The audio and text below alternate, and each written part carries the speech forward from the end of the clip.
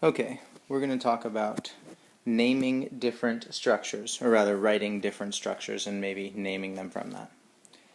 So the first structure we're going to name is going to be 2,3 dimethyl 4-octene. And we're going to draw that in the skeletal form, in the condensed form, and in the expanded form. Hopefully I've given myself enough room for each. Alright, so first things first, skeletal form. It's an octene. Octene means there's going to be 8. You put your finger down, that's carbon 1 to carbon 2, carbon 3, carbon 4, 5, 6, 7, 8.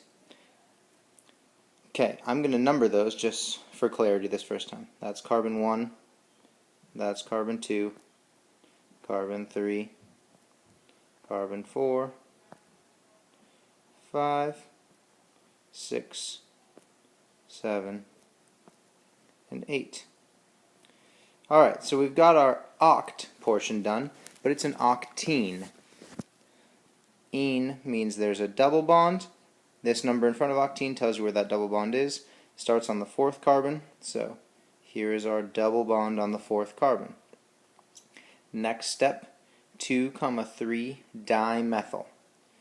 Since I've drawn my numbers there, I can draw one methyl branch going there. I could just as easily have drawn that methyl branch going like that. It's fine. Going like that, it's fine. Just as long as you're drawing it off of this 2nd carbon and it's just a 1 branch. That is one of the methyl groups. Methyl has only 1 carbon in it. Di means that there are 2, di meaning 2, of these methyl groups. And those 2 methyl groups appear at 2 and 3. We've already drawn methyl group at 2, so we need to draw a methyl group at 3. Again, you could draw it like that, and you could draw it like that, and you could draw it like that. Doesn't matter, as long as you draw it. Okay, so that's skeletal form. Condensed form takes a little more time. That's where you draw out 8 carbons in a row. 1, 2, 3, 4, 5, 6, 7, 8. And I've left a little space there because I know I'm going to have to add H's. So that is 8 for octene. On the 4th carbon, which is this carbon right here, there is a double bond. So I draw my double bond. Then it is 2,3 dimethyl. So there's a carbon up there and a carbon down there. Again, you could have just as easily drawn that carbon going up. Doesn't matter as long as it's coming off that 2nd or that 3rd carbon. And then for condensed form, you have to add in all the H's. So this carbon has only 1 bond. Carbon O's wants 4 bonds. So this is H3. Sorry that that's so tight. This carbon has 3 bonds already. 1, 2, 3. So it only needs 1 hydrogen. So we draw its hydrogen there. This carbon only has 1 bond, so it gets 3, and so on and so forth. I'm going to fill them in really quickly. This carbon has 1, 2, 3, so it only needs 1 hydrogen. This carbon has the same 3, so it only needs 1 hydrogen. This carbon only has 2, so it's H2. This carbon has 2, so it's H2. This carbon has only 1, so it's H3. Alright, last but not least, we have extended form. So it's still an octene. 1, 2, 3, 4, 5, 6, 7, 8. It's still 4-octene. Here's my 4th carbon. Draw the double bond. It's still 2,3 dimethyl. Carbon there, carbon there. But now extended form, you have to draw in all the hydrogens. This carbon has only 1 bond. It was H3 here. We still need 3 H's, but now we have to draw each one of them in. Expanded form takes the most time. It's probably the least fun, just because of how much time it takes. 1, 2, 3, 1. So each carbon gets 4. That guy just needs 1. That guy just needs 1. This guy needs 1. This guy needs 1. This guy needs, no, sorry, the last one needed 2 as well. 2, 2, and this one needs 3. Okay, so that is expanded and condensed form and skeletal form. Expanded and condensed, pretty straightforward, so we're going to do one more round of skeletal form, and then that'll be it for these structures. But what I'm going to do this time to make things interesting is I'm going to have you name this structure.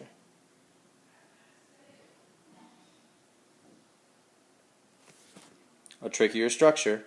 Remember, you should start your naming closest to the double bonds. You want the double bonds to have the lowest numbers possible. So, take a second, pause the video, attempt to name this guy. Find the longest chain, find what the branch is, name it, starting at the back and working your way to the front.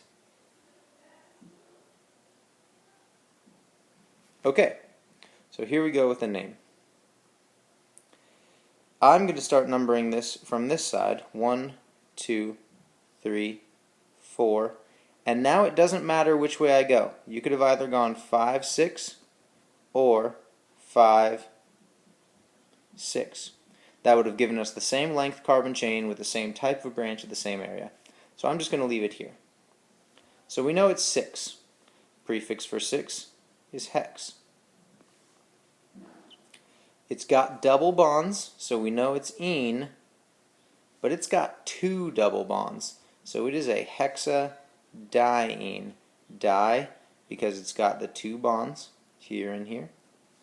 Ene, because it's got double bonds. Alright, but that's not all this molecule has. Oh, sorry, getting ahead of myself. After you decide that it has 2 double bonds, you have to tell me where those double bonds are. One starts at carbon 2, one starts at carbon 3. So this is 2, 3 hexadiene. Hopefully I've given myself enough room to write the rest. So if this is our longest chain here, we've got one branch that's got 2 carbons in it. 1 carbon at this kink, 1 carbon at the end here. So because it's got 2 carbons in it, it is an ethyl branch. Last thing you have to do is tell me where that ethyl branch is located. That ethyl branch comes off of the 4th carbon in the chain, so that is 4-methyl 2,3 hexadiene. If you didn't quite get that one, I've got one more for you.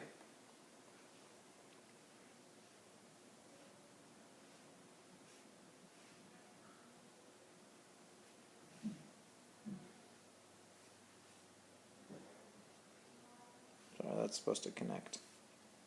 Alright, I'm going to redo that one because it sucks. Okay, there we go. Take a second, pause the video, try and name that molecule. Alright, here we go with naming the molecule. You want to number it starting closest to the multiple bond. So in this case, that's going to be 1, 2, 3, 4, 5, 6. And then like the last one, you can pick either direction to go in this case, because either way you're going to wind up with 7. So I'm just going to make this one number 7. Alright, 7 in a row makes it a hept.